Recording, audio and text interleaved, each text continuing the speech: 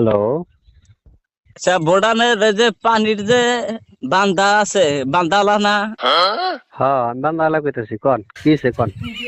আচ্ছা, তোমরা ভুটানের বান কিসের নাকি খুলে দিছাও? কই না, আঙ্গিনাটা পানি বেশি হয়েছে তো ওই জন্য খুলে দিছি।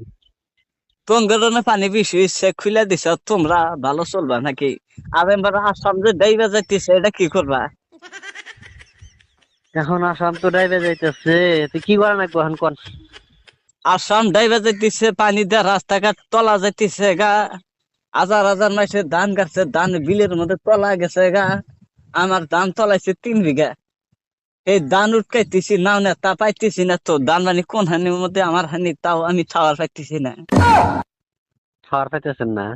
না, বুড়ি মানুষ, আমি তো উঠকাইতেছি পাইতেছি না। তাহলে এখন কি করা লাগবো সেটা কোন দেখি। পানি কম, আজকে দিনের মধ্যে